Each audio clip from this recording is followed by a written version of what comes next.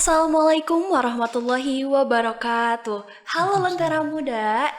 Kali ini kita kembali lagi dengan podcast Suara Lentera Kata. Kali ini kita kedatangan tamu yang sangat luar biasa tentunya ya. Izinkan saya memperkenalkan sosoknya secara singkat ya.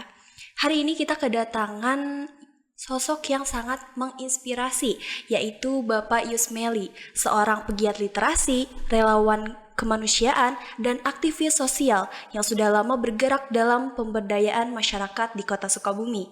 Beliau tidak hanya aktif memimpin perpustakaan Kelurahan Cisarua dan terlibat di berbagai organisasi sosial, tetapi juga memiliki begitu banyak penghargaan yang menunjukkan dedikasi dan konsistensinya, termasuk penghargaan tingkat kota sampai nasional atas kontribusinya di bidang literasi, sosial, dan lingkungan. Halo Pak. Halo. Boleh nih Pak, perkenalan dulu sama penonton Lentera Muda. Lentera Muda. Assalamualaikum warahmatullahi wabarakatuh. Ya, saya Yusmeli, yang kalau di media sosial biasanya Yusmeli Japar ya. Iya. Senang sekali siang ini kita bisa berbincang-bincang di Suara Lentera Kata. Suara Lentera Kata ini keren sekali nih namanya ya. Ada maknanya gitu. Ada Pak. maknanya Iya. ya. Ya, saya adalah domisili di Sukabumi saat ini. Sudah menikah, punya 4 orang anak. Aduh. Ya, sudah bapak ya. Dan kami memang betul berkegiatan di perpustakaan Kelurahan Cisarua, Kecamatan Cipolek, Kota Sukabumi. Gitu. Iya. Jadi teman-teman, kita langsung saja ke pertanyaannya karena pasti teman-teman juga penasaran ya sama Pak Yusmeli ini gitu. Jadi nih Pak, pertanyaan pertama, menurut Bapak apa sih masalah literasi terbesar yang sedang dihadapi Kota Sukabumi saat ini? Gitu Pak, boleh dijawab nih? Iya, ini pertanyaannya sulit juga ya. Iya, sebenarnya ini pertanyaan yang paling sering saya tanyakan gitu. Gitu ya? Iya, oh berarti bukan saya sendiri berarti? Iya, betul. Baik. Kalau yang masalah tersulit sebenarnya mungkin dari saya kali ya. Iya. Ya awalnya saya di perpustakaan. Saya boleh cerita ke belakang sedikit nggak ya? Boleh. Jadi kalau saya boleh cerita sedikit, bagaimana saya kenal dengan perpustakaan. Sebelumnya saya hanya tahu perpustakaan itu tempat membaca saja. Iya. Tempat membaca, tempat pinjam buku. Terus ada satu lagi, tempat ngumpet. Kalau dulu waktu sekolah dulu kan sering ngumpet gitu ya. Iya benar Pak. Ada keinginan saya kalau ngumpet itu ya nanti dianggap anak baik gitu lah Iya, ya bener. Di perpustakaan. Nyumputnya di perpustakaan gitu ya, gitu. bukan di warung-warung. Iya, bukan warung-warung seperti itu. Jadi yang saya tahu itu perpustakaan. Dan ketika saya mengawali kegiatan di perpustakaan Kelurahan Cisarua, nggak menarik saya. Oh gitu. Jadi dalam pikiran saya nggak menarik gitu ya. Oh nggak menarik nih ya. Cuman saya coba gitu. Karena memang orangnya ingin mencoba sesuatu, ya udahlah saya coba gitu. Jadi saya ikut pelatihan di perpustakaan, kemudian dikenalkanlah oleh Dispusibda apa itu perpustakaan kelurahan, lalu juga ada perpustakaan seru waktu itu. Ada perpustakaan seru dari program Coca-Cola Foundation ya, tahun 2017. Dari kata perpustakaan seru itu saya mulai tambah bertanya-tanya ya. Iya, Perpustakaan seru yang seperti apa gitu kan. Iya. Jadi akhirnya begitu kita sudah mendapatkan pembekalan, saya ingat sekali Mbak Awa ya. Kita dibawalah sama Bu Kadis waktu itu, Bu Nike Siti Rahayu. Terima kasih kepada beliau yang sudah membawa perubahan buat saya gitu ya tentang image saya tentang perpustakaan. Jadi kami waktu itu diajak ke Yogyakarta. Yogyakarta. Langsung pertama itu, iya, pertama kali. Banget ya. Iya. Pertama kali. Terus acaranya lebih kurang 4 hari ya, 3 hari pertemuan full. Kemudian 1 hari kita berdiskusi lah dengan teman-teman di sana. Nah, sebagai orang yang baru, saya banyak mendengarkan itu gimana kiprah teman-teman di daerah-daerah, karena itu kan yang diundang kan seluruh Indonesia ya. Oh iya. Seluruh Indonesia dari Sabang sampai Merauke kan. Banget ya Pak. Wah seru banget pokoknya. Dengan mereka yang antusias gitu, ada di situ ibu rumah tangga, ada pegawai negeri, ada tokoh masyarakat, ada satu itu kalau nggak salah itu TNI gitu ya. Oh iya. TNI diundang juga waktu itu. Wih. Wah saya pengen tahu kan. Menyeluruh jadi, ya Pak. menyeluruh semua lapisan masyarakat. Yang pada saat itu dikatakan adalah orang yang peduli tentang literasi. Oh iya. Gitu. Jadi mereka diundang. Nah, kemudian yang menarik lagi yang kedua, bukan hanya itu, mereka diberikan apresiasi ya, diberikan penghargaan. Perpustakaan Cisarua baru Maret, April, Mei, Juni. Baru 4 bulan kira-kira berkegiatan waktu itu kita ya bersama teman-teman. Dan itu mendapatkan apresiasi. Wih, keren banget baru 4 bulan mulai sudah dapat. Iya, saya bilang apresiasi apa ini gitu ya. Jadi saya juga bertanya-tanya sama teman. Ternyata sebagai pendatang baru kita juga dilihat komitmennya kegiatan. Ya, bagaimana kegiatan kita, kemudian apa yang menurut mereka itu menarik. Nah, saya cerita ke belakang. Nah, dari situ saya banyak menerima masukan-masukan dari mereka pada saat 3 hari itu sharing.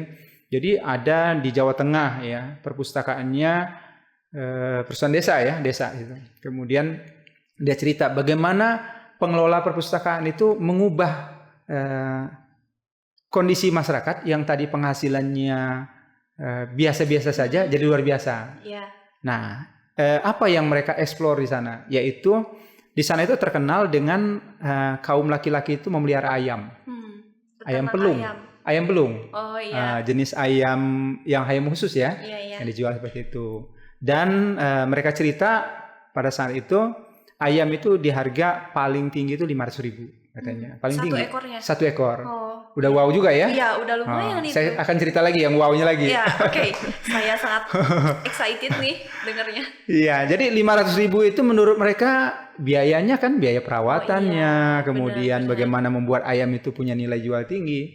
Akhirnya masyarakat diundanglah ke perpustakaan. Diundang ke perpustakaan untuk mencari informasi bagaimana ayam itu bisa laku lebih mahal. Jadi nguliklah di perpustakaan. Nah, itu strategi teman-teman pengelola perpustakaan itu untuk mengajak masyarakat ke perpustakaan. Strateginya itu ya. Iya. Jadi diajak ada lah. Itunya ya. Apa sih? Motif juga biar menguntungkan mereka gitu. Setuju. Jadi ada motifnya ya. Jadi kayak mereka tuh tertarik gitu. Betul. Wah, bisa meningkatkan keuangan nih gitu. Siapa sih yang gak mau gitu kan? Mau nggak dijual mahal gitu ya ayamnya gitu ya? Pasti kan kayak masyarakat langsung berbondong-bondong lah ya. Iya.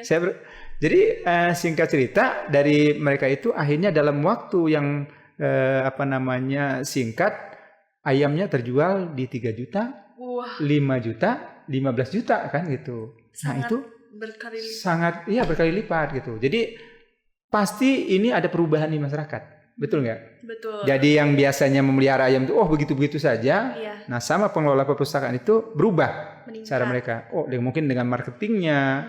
Kemudian mereka juga bisa menerima masukan-masukan dari usernya ya, atau yang pembelinya. Dia harus seperti apa. Nah, itu seperti itu. Dan dampak berikutnya bukan hanya ayam ternyata. Akhirnya mereka itu mengkaji juga apa sih kebutuhan di wilayah kita.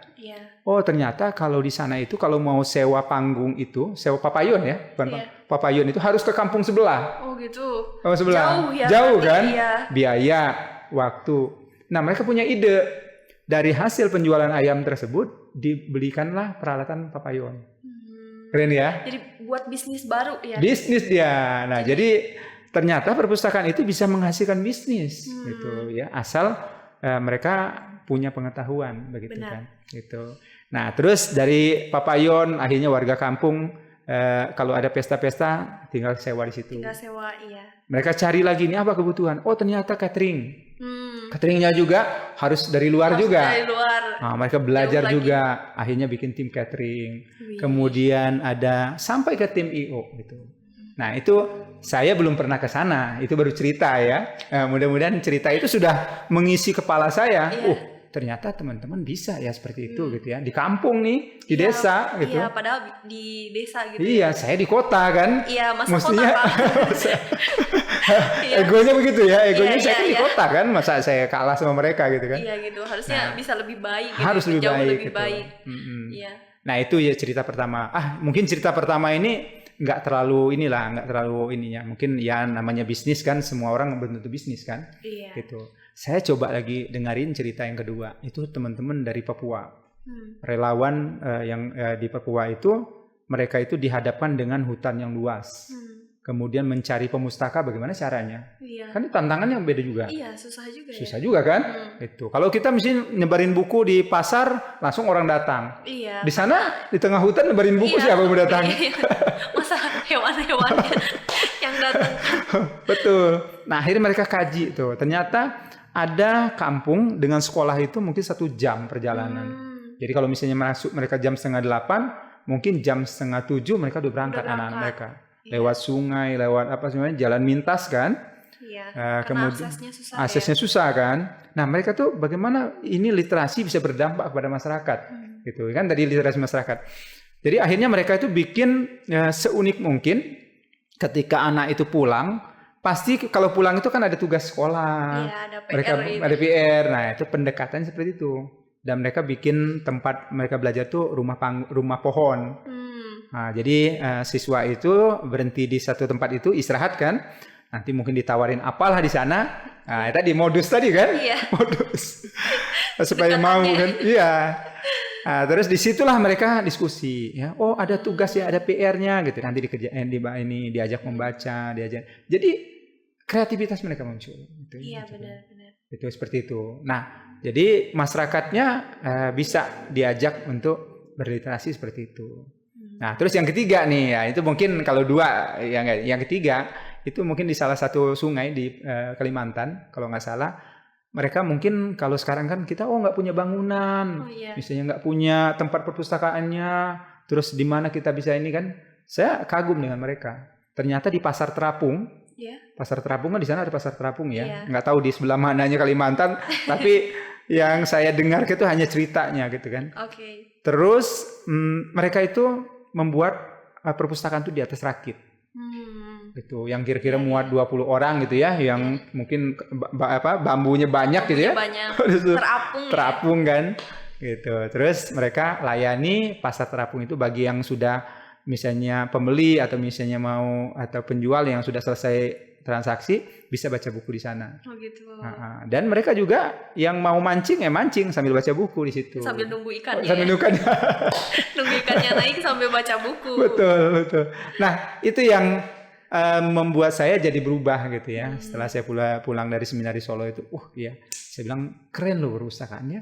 Gitu, bisa seperti itu. Nah, perpustakaan Cisarua awalnya dulu dari gudang beras. Oh gitu? Ya, dulu kita dapat kebagian tempat itu bekas gudang beras. Kan ada bantuan dari pemerintah, dari Bulog beras, itu. Nah, sejak saat itu mungkin karena aktivitas bantuan berupa beras itu berkurang, lantung ke tunai, jadi kita itu disisihkanlah setengah gitu. Nah, saya sangat berterima kasih ya kepada Ibu Nike Sitrahayu waktu beliau masih kadis ya. Kita itu walaupun setengah biarlah nggak apa-apa Pak Yus katanya. Yang penting ini bisa bermanfaat buat masyarakat. Kegiatan kita banyak waktu itu kan ada teman-teman yang bikin calistung, kemudian ada bikin bahasa Inggris, ada BTQ ya, belajar Quran itu kan. Jadi akhirnya penuh tuh. Jadi tersingkirkanlah si berasnya. Tersingkirkan. Digantikan ya. Iya. Akhirnya kata Bu Kadis waktu itu, ya udah kalau begitu mungkin advokasi dengan Pak Lurah dijadikanlah gedung perpustakaan gitu ya, satu lantai. Gitu awal mulanya. Nah, dengan itu artinya memang menurut saya perpustakaan itu sangat penting ya. Betul. Bagi tergantung bagaimana nanti kita bisa mendekatkan dengan masyarakat. Kalau dilihat cerita yang tadi ya, dari teman-teman saya di Jawa Tengah, kemudian dari Papua, di Kalimantan, buat saya sangat memotivasi gitu. Nah, itulah sampai saat ini kenapa saya cinta terhadap perpustakaan. Pertama, memang buat saya banyak hal yang bisa saya tahu dengan saya ada di perpustakaan. Saya menggali informasi di masyarakat. Contohnya kalau di perpustakaan Cisarua itu kita selain dari memberikan melayani buku ya, buku untuk dibaca atau dipinjam, kita juga ada kegiatan program TPBS ya. Nah, transformasi perpustakaan berbasis inklusi sosial. Aktif banget gitu. Selalu melihat informasinya di grup WA. Masyarakat yang memang kita undang mereka untuk mengisi kegiatan-kegiatan perpustakaan.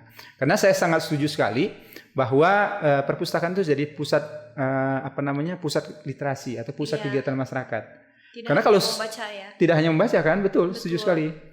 Jadi kalau misalnya kita mau belajar tentang bahasa gitu ya, kita harus ke kampus bahasa. Iya. Kita mau belajar tentang UMKM, kita harus datang ke UMKM, ya kan gitu. Iya, harus ada tempat yang tepat juga untuk belajar tuh kan. Betul. Iya. Nah kalau kita mau kangen-kangenan, misalnya mau ketemu dengan teman-teman alumni dulu kan nggak mungkin kan datang ke SMP kita dulu. Iya. Paling kapan-kapan saja kan. Iya. Tapi di perpustakaan bisa. Nah, gitu. betul. Itu yang kerennya kan di situ. Jadi mulai dari bayi ya, kemudian sampai dia lansia itu bisa memanfaatkan perpustakaan. Iya. Gitu. Dan pendukungnya ada bukunya juga seperti itu. Iya. Gitu. Jadi perpustakaan itu tidak hanya tempat baca buku saja ya, tapi lebih luas daripada itu, bisa dimanfaatkan sebaik mungkin gitu kan, karena kebutuhan masyarakat juga kan sangat banyak gitu. Beragam. Iya, terus aku suka lihat di grup ya Pak, kayak ada cek kesehatan gratis, kesehatan mata, yoga, banyak banget tuh Pak. Itu cara Bapak nih ya pertama kali membuat program-program seperti itu tuh inspirasinya dari mana? Dari cerita yang tadi kah, ataukah emang kayak melihat ada di Kota Sukabumi itu kurang nih akses untuk masyarakat memiliki tempat fasilitas seperti itu gitu, jadi Bapak mulai TPBIS itu? Iya, oke. Ya sebenarnya kalau tadi yang cerita tadi itu yang istilahnya kalau pondasi itu memantapkan saya. Nah, itu ya. Pilarnya gitu ya. Teman-teman bisa, kenapa saya nggak bisa kan gitu. Iya betul. Ya. Jadi inspirasi. Terus yang kedua, saya senang teman-teman ya artinya menyampaikan dalam presentasi itu bahwa kita memang menggali kebutuhan masyarakat. Contohnya ada pemeriksaan mata ya, hari ini kita hanya tahu bahwa yang membutuhkan kesehatan mata itu yang datang ke klinik, ya kan? Kemudian yang periksa misalnya seperti itu. Tapi sebenarnya banyak juga yang membutuhkan kesehatan matanya supaya mereka tahu kan, bagus nggak mata saya kan seperti itu. Betul. Nah kami kemarin diskusilah sama orang tua. Jadi ternyata anak itu susah belajar. Jadi ayo tulis gitu, kamu tulis ininya gitu. Mungkin anak kan nggak bisa cerita. Dia kan ya menyampaikan pesannya itu bisa jadi ditangkapnya juga seperti apa. Apalagi misalnya dia marah-marah kan seperti itu ibunya atau ya. Jadi kamu coba menulis. Nah, jadi terus yang kedua cerita itu kami sambungkan ke sekolah. Jadi si murid tersebut mungkin posisinya di belakang duduknya. Terus ketika dia dipanggil, kamu kok nggak ngerjain apa-apa gitu? Mana buku tulisan kamu? Nggak ada gitu.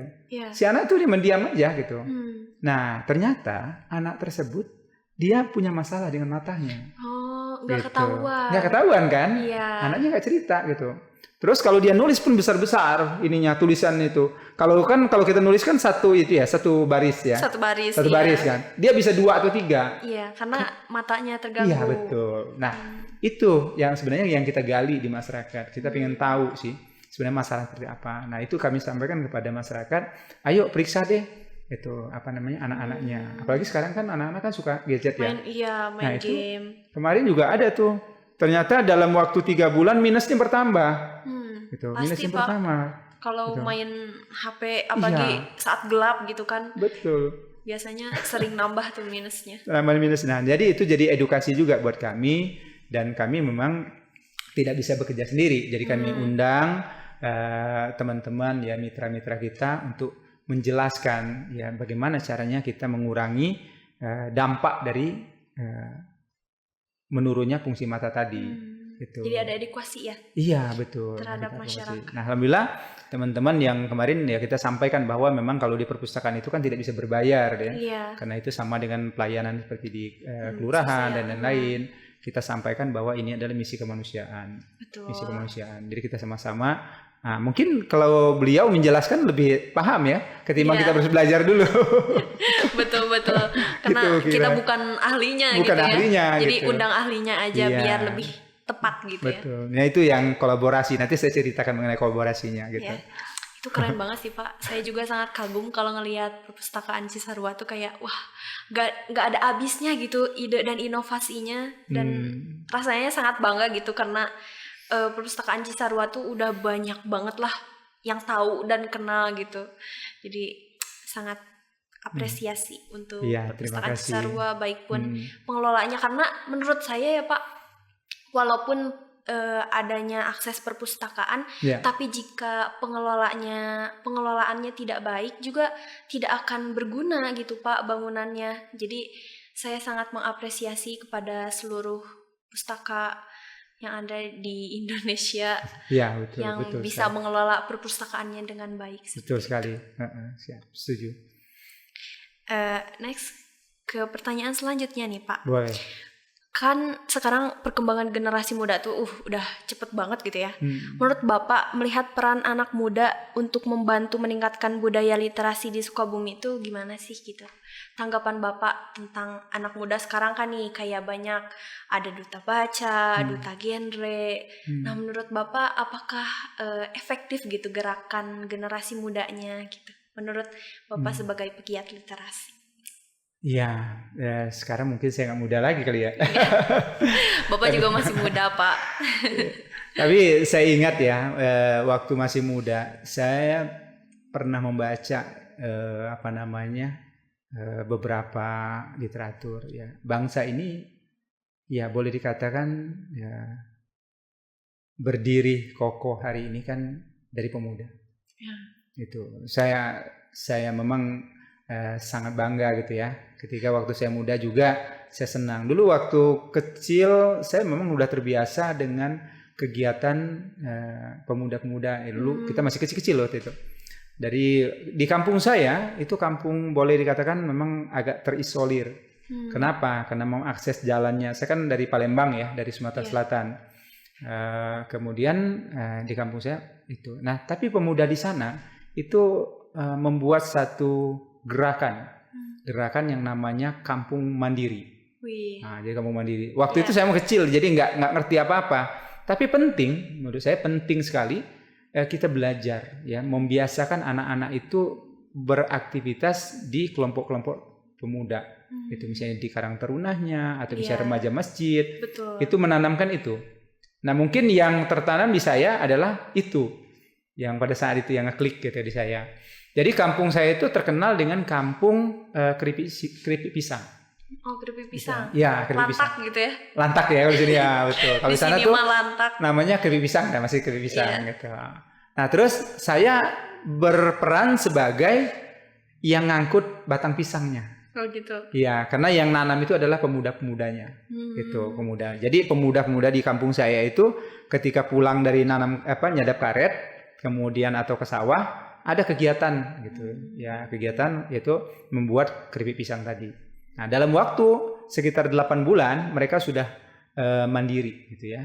Punya radio juga, stasiun radio amatir ya. Iya. Waktu itu. Masih awal-awal gitu ya. Nah, dari situ saya mulai aktif di sekolah juga, di kegiatan-kegiatan juga seperti kayak Pemuda Pancamarga, kemudian itu. Tapi memang ingin sekali memberikan sesuatu kepada masyarakat ya, sesuai dengan peran saya masih pemuda waktu itu. Betul. Nah, saya pikir hari ini juga sama ya dengan teman-teman. Apalagi sekarang ada duta genre, ada duta baca, ada duta lingkungan. Menurut saya lebih mengapresiasi gitu ya, bahwa ada keren ya gitu ya. Mereka misalnya ada khusus yang mereka tekuni tentang membaca, gemar membaca gitu ya. Mengajak masyarakat atau dari dari komunitasnya, mungkin dari anak-anak gitu. Jadi ketika saya ikut dari teman-teman pemilihan duta baca, saya pikir wah keren banget ini. Iya. Saya sangat. Bapak juga kan salah satu juri. Iya, jadi teman-teman sekedar informasi untuk kalian semua. Jadi Bapak Yusmeli itu adalah salah satu juri di pemilihan duta baca. Nah, waktu aku menjadi masih finalis duta baca itu ketemunya sama Pak Yus, terus ditanya-tanya juga banyak hal sama ditanya-tanya ya. Ya itu sangat berkesan banget sih Pak sama saya. Jadi kayak pengalaman yang baru. Apalagi aku kan baru banget ya Pak, aktif gitu dalam hal literasi. Sebenarnya lingkungan juga. Ibu kan dulunya juga ikut Pak di perpustakaan Bapak tuh. Iya betul iya. saya cerita. udah cerita juga tuh ke Teh Putri gitu-gitu. Oh, anaknya Bu Ella katanya gitu. Terus aku kan asalnya nggak tahu ibu aku tuh aktif literasi gitu. Iya, Terus iya. terus waktu aku tanya kayak, Bu kenal Pak Yus? Kenal. Teh Putri kenal. Kang Kensa kenal. Kata aku kayak, loh Berbeda. Bu Nike kenal katanya. Loh kata aku teh kok kenal duluan ibu gitu. Nah jadi menjadi duta baca juga salah satu inspirasinya ya dari rumah gitu. Iya. Jadi menurut Bapak nih ya, sekarang kan anak-anak tuh susah banget buat baca. Menurut aku yang suka ke sekolah-sekolah walaupun tidak menyeluruh gitu. Cuman yang bisa aku simpulkan dari respon anak-anak tuh memang mereka bosenan gitu Pak. Kayak tertarik untuk membaca buku tuh sedikit, kecuali kalau dipaksa sama mamahnya gitu. Kalau di istilahnya mah dicerekan gitu ya Pak sama mamahnya baru mau. Menurut Bapak apa sih yang harus orang tua di luaran sana, ada nasihat gak nih buat anak-anaknya tuh sedari kecil tuh udah diajarkan gitu terkait literasi? Karena biasanya sebagai anak yang tumbuh di ruang lingkup literasi juga, menurut saya hal itu tuh sangat penting gitu. Melihat ibu gitu yang aktif gini-gini, menerbitkan banyak buku juga walaupun dengan penulis-penulis lainnya. Dan itu tuh bakalan apa ya Pak, tertanam gitu secara gak langsung. Nah gimana nih kalau misalkan orang tuanya tidak aktif juga tapi memang paham mengenai literasi, bagaimana untuk menyadarkan anaknya sedari kecil gitu. Karena tantangannya tuh anak kecil kan sekarang pengennya tuh main. Walaupun memang mereka masih dalam usia bermain, tapi kan alangkah baiknya untuk dikenalkan dengan literasi itu sedari kecil agar menjadi kebiasaan gitu. Gimana nih Pak, ada tipsnya gak? Iya, setuju sekali sih Awak juga saya pikir waktu kita ngobrol ya tentang duta baca kemarin pemilihan, saya pikir ini kritis ya. Awak juga mulai kritis. Saya juga nanya, dia nanya juga kan. Jadi saya juga wah ini kayaknya ada modal gitu ya. Yang penting modal. Ya, kita harus punya modal. Jadi modal itu memang harus disiapkan. Jadi tidak bisa modal itu tiba-tiba ya kemana pun juga gitu, ya. Kita mau ke Bogor kan harus punya modal ya. Benar-benar harus ada persiapan. Ada semangat. Modal nggak harus materi kan. Iya, ada niat gitu kan. Betul. Nah, saya melihat sekarang ya sebenarnya kalau literasi dasar ya 6 literasi dasar menurut saya sekarang itu kecakapan masyarakat sudah tinggi lah. Iya, alhamdulillah udah tinggi, udah kemampuan, nggak mungkin lagi sekarang ada yang misalnya tidak melek huruf, baca huruf. Ini lagi kan nggak ada lagi. Masalah digital udah canggih sekarang. Udah pada jago. Betul. Keuangan udah luar biasa ya, sekarang udah bisa. Nah, sekarang tinggal kita mengembangkan ada 3 literasi baru awak ya. 3 literasi. Udah pernah dengar belum? Apa tuh? Nah, jadi dari 6 literasi dasar ya, baca tulis, kemudian numerasi, finansial, digital, sains, dan seni dan budaya, dan kewargaan kan. Kewarganegaraan. 6. Nah, sekarang 3 literasi baru. Jadi ini sebenarnya menguatkan 6 literasi dasar. Apa yang 3 yang baru ini? Sebenarnya saya juga baru dapat itu di tahun 2019 kalau nggak salah ya. Waktu kami di Bali waktu itu. Saya terima kasih kembali kepada Ibu Nike. Saya memang ini saya pikir memberikan modal buat saya ya. Karena tidak sia-sia. Jadi saya belajar banyak dari banyak orang ketika beliau memberikan kesempatan pada saya. Jadi waktu di Bali itu disampaikan 3 literasi dasar. Apa katanya? Yang pertama itu literasi manusia. Yang kedua itu literasi data. Yang ketiga itu literasi teknologi dan informasi. Padahal waktu 2019 rasanya belum begitu booming ya tentang kan masih belum COVID ini ya. Belum terlalu hit gitu belum terlalu hit banget. Tapi itu sudah dibicarakan waktu itu. Dari 2019 itu ya. Saya udah dapat gambaran seperti itu. Kemudian Pak mantan Kepala Perpusnas ya, Pak Sarip Bando sering sekali itu menyampaikan 3 literasi dasar tersebut, 3 literasi baru tersebut. Nah, pada intinya gini, sebenarnya kita itu kalau membaca secara tekstual gitu ya. Mungkin itu bisa ya jangan buang sampah di sini. Iya. Atau jangan parkir dilarang parkir di sini. Kan udah tahu ya? Iya, Udah pasti tahu. itu udah Iya, paham ya sebenarnya. Iya, udah paham. Nah, sekarang memaknai itu.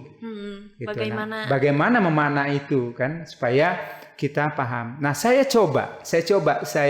ingin tahu bagaimana literasi itu bisa nggak sih bekerja dengan pikiran kita. Kami ada kegiatan bank sampah. Ya, saya membuat beberapa model saya mempelajari beberapa model bank sampah. Ada yang terkait dengan mengumpulkan sampah, ada yang ya bermacam-macam lah. Tapi menurut saya sampah itu salah satunya itu harus kita baca dari kebiasaan. Kalau misalnya kita terbiasa membuang sampah, berarti ada hal yang salah pada diri kita. Iya. Ada yang salah gitu kan? Iya. Ini manusianya nih kan? Normalnya ya harusnya. Normalnya kan kita yang mikirnya gitu. Yang menghasilkan sampah. Iya. Kemudian kita juga menikmati makanannya dari sampah itu. Terus kita buang sembarangan. Iya, itu kayaknya tidak normal tuh kalau tidak normal mikir, ya. Ada yang salah kan? Iya. Nah, saya ingin mengatakan bahwa disinilah peran artinya kita sebagai makhluk manusia atau manusiawi kita itu tidak manusiawi menurut saya. Betul. Ya mungkin maaf ya, saya juga takutnya salah kan. Iya. Tapi menurut saya itu tidak manusiawi. Iya. Artinya tidak menempatkan kita pada citra kita sebagai manusia. Betul. Kita tidak bisa bersosialisasi dengan orang. Kita merugikan orang. Kita membuat lingkungan kita jadi kumuh. Kotor. Ya, kotor seperti itu. Nah, ini yang dikatakan literasi manusia. Nah, kami mencoba sampai hari ini ya, itu menerapkan namanya bank sampah Suapilah. Jadi saya mengajak teman-teman, ayo kita praktekkan bagaimana anak-anak itu memilah sampah. Jadi setelah anak-anak itu misalnya orang tua, kita edukasi, yuk milah sampah di rumah yuk. Gitu, milah sampah di rumah. Dulu, ya? Dari rumah gitu kan. Kita sepakati dari rumah. Nah, kenapa? Karena rumah itu adalah lingkungan terkecil. Betul. Artinya kalau manajernya ada bapaknya, ada ibunya, kan ada rakyatnya, ada anaknya gitu. Bisa nggak sih diterapkan? Ternyata ada yang bisa. Nah, sebagai buktinya waktu itu anaknya selama di PAUD atau di TK itu dia bawa sampah ke sekolah. Jadi gitu ya. Jadi si bapak ibunya kan memilah sampah di rumah ya. Iya. Kalau yang organik udah nggak usah disuruh ke anaknya. Tapi yang anorganik, yang plastik, kertas itu dibawa sama anaknya. Gitu. Sampai dia goyang-goyang gitu kan. Ini saking senangnya gitu ya. Padahal itu nggak tahu ya. Mungkin tertanam pada benak mereka ketika dia membawa sampah dari rumah, artinya ke sekolah. Itu yang rutin setahun 2 tahun di TK. Nah, begitu dia pindah ke SD, dia komen sama orang tuanya, "Mah, itu sekolah SD adek kok kotor banget ya?" Dari mana dia tahu kotornya? Iya, karena dia udah terbiasa. Yes. Dia sudah terbiasa menjaga lingkungannya agar tidak kotor. Jadi dia shock. Betul. Loh, kok lebih parah daripada rumah saya. Rumah saya kan gitu kan. Terus yang kedua ada testimoni dari orang tua juga ke saya gitu. Pak Yus gitu. Itu anak saya komplain ke saya. Kenapa? Kan kalau waktu di TK kan dekat rumah. Kemudian di SD kan naik motor. Itu dari angkot, dari mobil kan orang buang sampah. Entah tisu atau apa kertas kan gitu. Anaknya protes. "Mah, gitu enak banget tuh ya si Om itu kan buang sampah gitu ya di jalan. Kita ngumpulin di rumah gitu. Sedangkan mereka langsung buang sembarangan kan nanti kotor kan gitu." Ya. Kira-kira menurut saya apa itu kira-kira? Kan perubahan itu. Nah, menurut saya ini. Jadi kita maknai bahwa literasi yang tadi 6 literasi dasar itu harus memang diolah oleh kita. Ya, jadi pikirkan. Jadi kita sebagai manusia memang harus paham apa yang kita baca. Betul. Harus paham apa yang kita lihat. Betul. Gitu. Jangan parkir sembarangan, jangan misalnya lampu merah jangan dibablas, terobos seperti itu, kan gitu. Nah, itu menurut saya. Jadi hari ini kalau ingin memberikan modal kepada anak tentang bagaimana kita bisa membaca, ya terapkanlah ada panduan-panduan yang sesuai dengan normatifnya, gitu ya, sesuai dengan normanya. Ya mungkin kesempatan pada saat ini kalau saya boleh cerita ya mungkin nanti Awa kan biasanya mengajak orang tua untuk bercerita pada saat tidur itu sebagai untuk mengisi modal kepada anak tadi. Gitu. Jadi menanamkan sedari kecil ya, Ya, jadi betul. bacaan itu tuh. Betul. Kemudian juga kita sekarang sedang mengkampanyekan juga supaya hari Sabtu Minggu adalah waktu efektif untuk ayah. Jadi ayah teladan harus mendampingi anaknya. Jangan sampai ayahnya main games, anaknya main games juga. Jadi berikanlah ruang buat anak-anak itu misalnya membaca buku bersama, Betul. main ke perpustakaan, atau misalnya main bola bareng, harus dengan orang tuanya. Quality time gitu ya. Quality time-nya. Jadi kesan itu akan menguatkan Si dia, anak tersebut, oh ternyata ayah saya suka bermain dan lainnya seperti itu. Kira-kira seperti itu. Jadi literasinya. Terus yang kedua, saya sambung sedikit ya. Iya. Yang kedua, literasi data. Jadi hari ini sebenarnya kita juga memiliki kemampuan untuk mendata ya, atau misalnya pengelola perpustakaan atau pegiat literasi, kita mendata apa sih kebutuhan masyarakat. Betul. Ya, contohnya kalau di Cisarua, ternyata UMKM itu banyak yang tidak memiliki namanya sertifikat halal. Iya. Ya kan? Iya, biasanya jarang juga ya. Betul. Iya. Kalau udah bikin produk, ya udah katanya udah pokoknya Pak Yus nggak usah bikin sertifikat halal Pak. Saya sudah bikin produk ini malam-malam sambil tahajud. Kemudian saya zikir. Saya sudah baca yasinan gitu. Iya. Nggak perlu lagi halal Pak Yus gitu kan. Dipikirnya halal menurut Islam doang gitu ya. Padahal bukan masalah tahajud dan lain-lainnya, tapi bahan-bahannya mungkin. Betul sekali. Nah, itu penting ya. Artinya memang tadi yang di sana artinya kesadarannya sudah ada bahwa tidak merugikan orang. Tapi ada peran di sini atau misalnya legalitas yang harus diinginkan oleh pemerintah. Ya. Nah, itu tadi ya, sertifikatnya. Jadi kita sampaikan kepada masyarakat seperti itu. Jadi harus punya data mana yang bisa kita olah. Nah, jangan sampai juga hari ini juga, Pak, saya mau bikin NIB gitu. Oh ya Bu, syaratnya harus bikin harus ada email. Oh nggak punya Bu, itu Pak, itu nggak punya email. Gitu. Ibu handphonenya ada, coba di sini. Dibikinin. Nah, Ibu ini ada email Bu di sini. Oh iya, ternyata di handphone saya ada email ya. Ya, baru tahu ya. Baru tahu. Nah, kan teknologi kan seperti itu. Iya. Jadi mungkin dia tahu, tapi di mana itu kan? Nah, itu harus Tidak tunjukkan tahu cara penggunaannya. Iya. Jadi teman-teman ya, saya pikir berikanlah semangat bahwa literasi ini masih banyak yang harus kita lakukan. Iya. Gitu. Nggak Itu cuma kira-kira 3 literasi baru tadi. Jadi literasi manusia, literasi data, dan teknologi dan informasi. Gitu. Oke, ini terakhir sebelum penutupan ya teman-teman. Ada gak nih Pak kata-kata hari ini untuk pemirsa ataupun nanti di luaran sana yang mendengar podcast ini? Iya, ini mungkin kepada saya sendiri aja dulu ya. Iya. Mungkin bermanfaat buat kita semua. Buat saya sebenarnya saya punya teori namanya teori ABC. Wih, apa tuh ABC? Yang jelas bukan kecap ya. Iya. Maaf saya bro. Tapi yang jelas ini ABC ini artinya gini. Kita itu harus mengulang-ulang. Karena otak kita itu terbiasa karena diulang-ulang. Setuju banget Ya, Pak itu. saya suka makan pempek karena dari kecil suka makan pempek. Iya. Orang Palembang kalau dengar pempek langsung dapur yang saya lihat ya. Nah, jadi teori ABC begini. Jadi kita awali setiap hari itu dengan aktivitas. Jadi beraktivitas saja, beraktivitas. Kalau kata orang kan bahwa semuanya ibadah kan ya. Nah, dengan ibadah itu mungkin salah satu spiritnya di situ. Tapi aktivitas, perbanyak aktivitas gitu.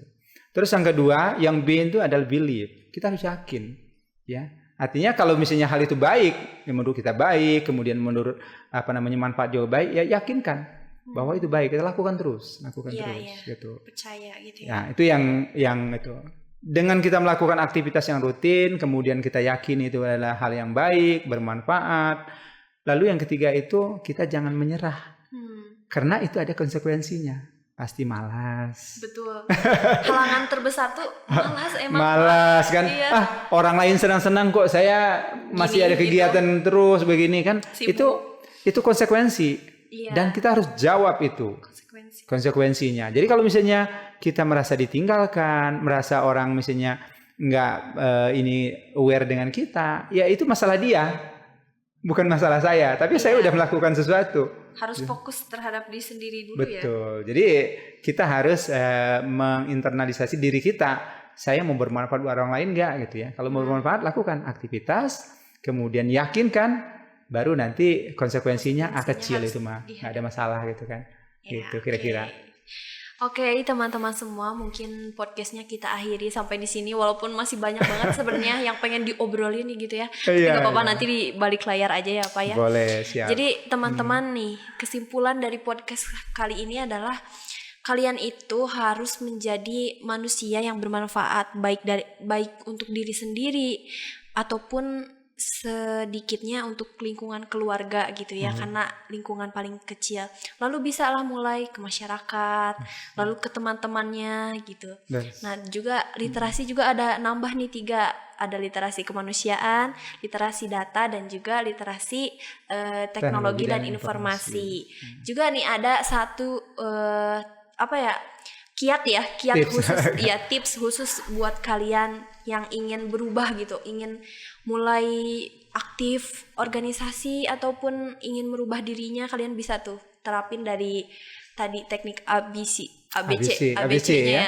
dari Pak Yus tuh, karena itu menurut aku beneran positif banget, karena bener otak itu tuh harus berulang-ulang, ingin melakukan sesuatu ataupun ingin berbicara sesuatu itu tuh emang harus ada latihan berulang-ulang agar otak tuh terbiasa gitu Pak. Yes. Iya, jadi nih contohnya nih ya Pak, aku asalnya tuh takut banget tuh untuk kayak ke sekolah-sekolah, aduh gimana ya cara berinteraksi sama anak-anak gitu, gimana gitu bikin cara literasi itu bisa mereka terapkan gitu.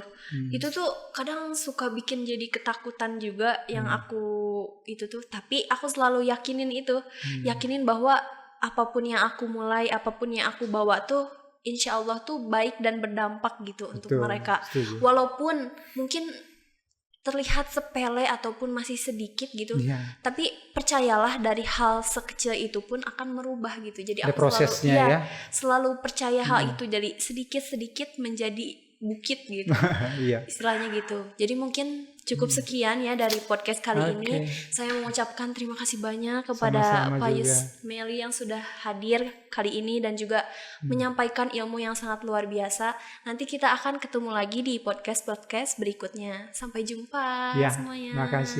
Terima kasih. Jangan lupa like, subscribe, dan dan komen. Oke, bye semua.